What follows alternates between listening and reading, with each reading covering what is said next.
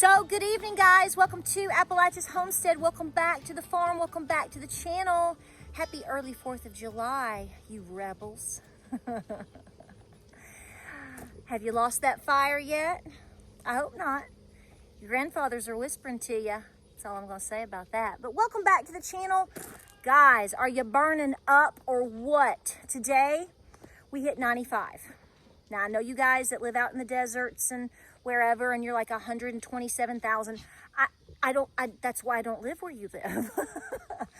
But today was rough again. It was a rough day. Hopefully, day after tomorrow, well, tomorrow's the 4th of July. It might be the 4th when you see this video.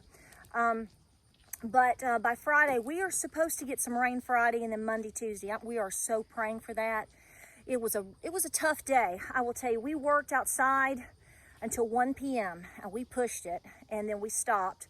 And that, of course, ended with us checking the barn again. So we have fed, watered, checked, rotated 3 times today. Actually, I didn't feed in the middle. These animals ain't gonna eat nothing when it's this hot, and I don't either. But I had to come back up here at 1 o'clock and make sure I filled up my troughs again, checked the babies, gave another bottle to Mr. Francis. Everybody is okay, but again, you have to make sure you have ample shade. The great thing about our old barn is it offers a lot of shade, and it's wide open at the front and wide open at the back. In the winter, you don't like that as much, but in the summer, the breeze can come through because it's kind of up on the top of the holler here, so that's nice. But everybody is great, but just really, really hot. Please be sipping on water and making sure you're getting breaks out there. I'm worried about some of y'all. I know you're worried about me too. I did not run today by design. Too much going on. But listen, I know you guys are wanting to talk about all the political things, and it's amazing to watch how everything is minute to minute. You've been living this life for the past, oh my gosh, 3+ years. It's like, I always say this, it's like you have something that goes on in a month, and then it transforms to now something massive happens every week. Now it's day by day, right? Well, now it's minute to minute. We've talked about this. This is nothing new to you people. You know exactly what I'm talking about. And I've been thinking about this since I took a little bit of time off from filming, not much. But after we've watched the debate, after now we are transitioning into literally 4 months away from the election. Not 6 months anymore. It will be 4 months on Friday. And we're inching closer and closer. And I feel like we're in the middle of it's kind of like, again, we're kind of in the eye of the storm. But don't be deceived by that, because that is absolutely not true. Tonight I spoke with someone, just having casual conversation, and many of you know this. I said, think about where we are economically in the country. But not only just that, it is also globally. Because you and I, us folks here, oh, by the way, yeah, let me put this bottle down. Just drop it right there.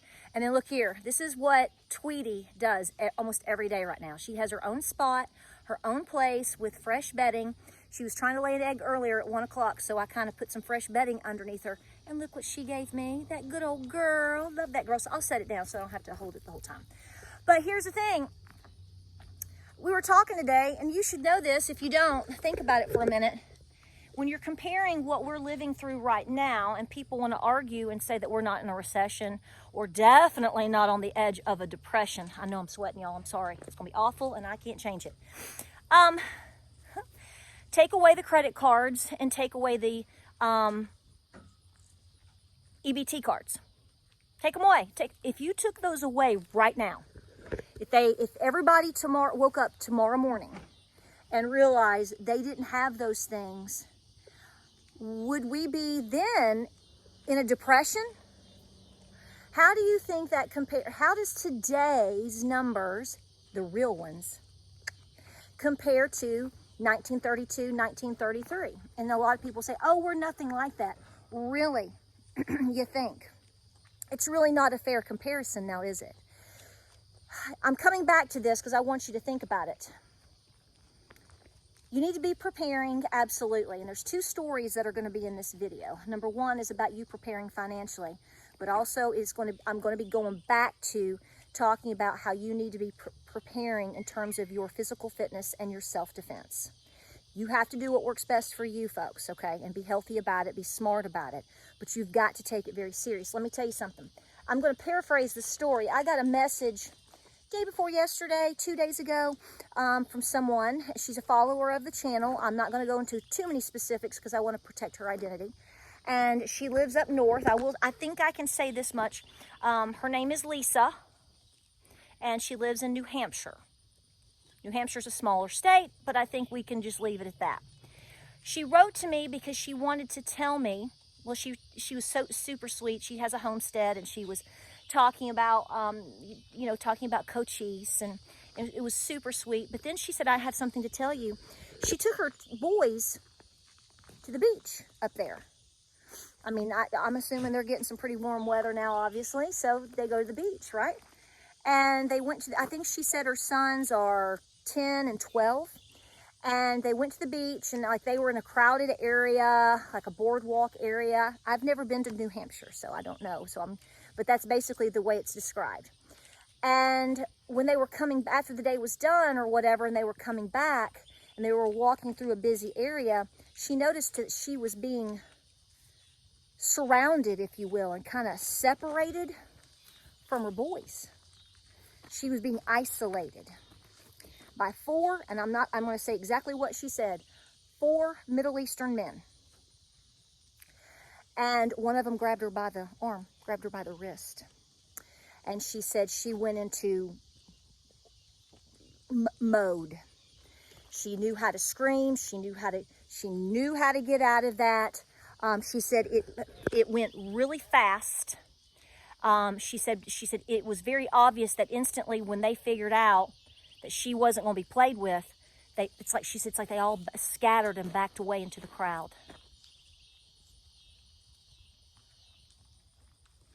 What I find most amazing is that she goes into explaining that she's had a lot of training, and she's aware of these things, and she's aware of her surroundings, and she was able to basically break it. She had to break their hold. She had to break their chain, because it's very obvious what they were about to do. And she said, it's so funny, and she closed what she said, close out the message. It's a pretty long message. And she said, by the way, I think, she asked me, she said, do you know blah, blah? I won't say his name here, although many of you probably that are local or know me or whatever, it's not like I'm trying to hide his name, but I'm trying to hide her in a sense. But she said, do you know so-and-so? She's like, I think you're friends with him. She said, that's my cousin. Well, so-and-so was my head Krav Maga teacher and an instructor. I just showed this message to my husband tonight because I was like, I got to make a video about this and mention this to you guys. And I showed it to James, and he just smiled from ear to ear, of course, because we love my instructor that we had, and it was also for our whole family. His nickname is Spider-Man, people. I'm not joking with you when I tell you that. So this beautiful gal, I hope she sees this video. Thank you for that message. That really, I'm glad you're safe. And thank you for reaching out to us about Cochise. But more importantly, I'm so glad that you and your boys are safe. And here's the thing. She probably had to train and be yelled at and understand that she has to yell back and she has to fight. And she has to do all of these things in order to get out of that 1 second. Guys, it only takes a couple of seconds. Ladies, you better hear me out here. You better be aware of where you are and what's going on with your surroundings, no matter where it is. They were up to something with her. There's only 2 guesses, and you know what those are in this day and age, okay? And they're not just going after, young college girls. They're going after everybody. And the thing is we're not talking about, if you talk about and think about the borders of this country, a lot of people think that things are just going to happen, say, in Texas or maybe Florida or California or New Mexico. No, we've seen it. We're watching it happen in Georgia. We're watching things happen in Virginia. Now we're talking about New Hampshire. So did this travel all the way up from the border, perhaps, to New Hampshire, or is it coming down from the top? You know the answers to all of that. I don't have to tell you anything. But You better be taking your safety serious. Right now, we may feel like we're in the eye of a storm. And you might feel like you can breathe just a little bit. No, you can't. No, you really can't. And unfortunately, this is going to be our life going forward for a long time, I feel. Okay? And you have to mentally, physically, and spiritually prepare yourself for this reality all the time. Just because it's the 4th of July doesn't mean something bad ain't going to be happening to nobody. Let's pray that's not the case. But reality still stands. And that's what I was thinking about today, was about you not taking these times that just, it's like everything is so crazy. People are like, I just can't deal with it. You can't do that. I can't do that. I'm still preparing. I may have taken a day or two off from making videos and I didn't talk about something. But we're planting muscadines. We're planting blackberries. We've expanded our garden. I'm preparing for fall. I'm thinking about winter prep. Oh my goodness, we've got to chop more wood. That is in alignment with our homesteading, farming, preparedness lifestyle. But you also need to be thinking about, do you have enough freedom seeds? Can you get out of a tight squeeze at a moment's notice? She did. The good thing about ladies, this is for men, everybody. This is not just for ladies, but I think men are not as conditioned to be nice. Don't say anything. Don't stand up for yourself. Somehow in society, we were taught that. Now, I'm not saying you can't still be a lady. Of course you can. But you better know when to turn it on. And you better get vicious. You better be meaner than the perpetrator. I'm not joking. You won't survive if you're not. But she has been trained, and I know exactly how she's been trained, and I know who probably has done some training with her.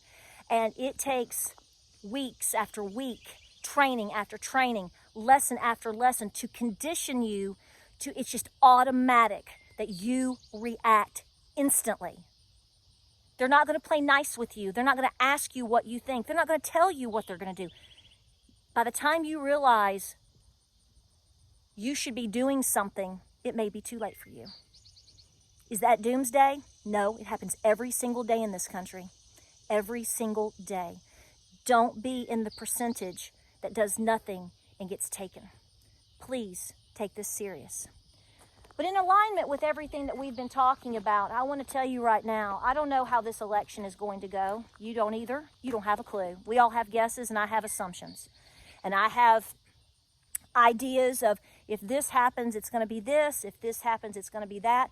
But honestly, in the end, it's probably going to turn out being something, or at least partly something that we can't predict. But I can tell you one thing that is predictable, and that is the economy. I think that is the ultimate weapon being used against you, and you don't know it yet. We don't know it yet. Well, pardon me. You do, and I do, but they don't, because we are a minority. So I want to encourage you to do the best that you can to set yourself up as best you can financially. That needs to be clearly getting right with God, getting more physically active. Just eat a little healthier, okay? I mean, do everything that you can, but all small changes count. Don't stop on your 5 cans, etc., etc. Be talking to people. Please vote. I'm going to keep saying that to you, whether you like it or not. I'm going to keep saying it. I have a moral obligation in my heart to keep telling you that, at least through this election. But get your finances in order. Get your finances in order. I hope you're not sitting at the beach right now watching this video and you've put all of this on your credit card. It's not my business, but I'm telling you, you've made a mistake. Sorry, you have. Please get out of debt as best you can. Please stay out of debt as best you can. Please pay off your house and your land if you possibly can. If you have to accommodate family living, accommodate that by, or make that happen by resourcing and pulling together as a family, you better have a spot. Now, some people are going to say in the end it's not going to matter. Maybe not. But every single time you make a move to buy and to store or to grow more food, or have more freedom seeds, have heirloom seeds for that matter, and doing all the things that we always talk about, that is adding more security to you and your family. And you're going to need it because, as we've said many, many times before, this is the long game. We have no idea what we're walking into in the next 3 to 6 months. This is true. But what happens thereafter? What if your person gets in and mine doesn't? What if mine does and yours don't? Some things may get better, some things may not. But the thing that's not changing at this point is the devastation to our economy. And the more that you can secure your world, the better you're going to fare, the longer we're all going to fare in the end. Please make that your top priority. Please be picking and choosing wisely. Well, guys, I got to get back to the house. Let me tell you what I did tonight. I got 2 steaks, super cheap, really good looking steaks, and I've taken one of them and I've cut it into 4 chunks and divided those chunks up into bites. And then I've taken my homegrown potatoes, my homegrown squash, my homegrown zucchini, and my homegrown green peppers, and I've made foil packs. My family tonight of 4 adults, is eating off of 1 steak on sale. It was about $7, and the rest of it is my vegetables that I've grown. That's our dinner tonight. You got to stretch it out. Enjoy the harvest that you're bringing in. Put them away. And so in my mind, I think we saved some good money tonight. That money should be put away or put into some important assets, the things we've already mentioned. Well, guys, I'm going to break. I'm going to get back to the house because I got to pull this stuff out of the oven. Yep, we're eating late these days, but I'll tell you what, with it being 95 degrees, I can't sit and eat at 6 o'clock when it's still 92. Oh. I can't. It's just too much. Guys, thank you for your prayers. Thank you for your comments. I love you guys so much. I really honestly do, and I just can't thank you enough for your support and your... I just go through the comments. Like this morning, I was trying to go through real quick, and the support that you all give to each other, because all of us are going through something all the time, okay? And it's like this continually. So it's like we're always on our own little roller coaster, and then it's like we got the world going on around us that's nothing but a roller coaster. Keep praying, guys. God hears our prayers, and God knows our intentions, and God knows exactly the truth of every matter, always. Like, subscribe, and share. Godspeed, God bless. Pray, prep, and be peaceful. Please be safe on this 4th of July. Use the brain that God and Granny gave you, all right? I might see you tomorrow on the 4th. If not, I will definitely see you on the 5th, okay? Always thinking of you. I love you. Be safe. Keep going at it, Patriots. I'll see you on the next video.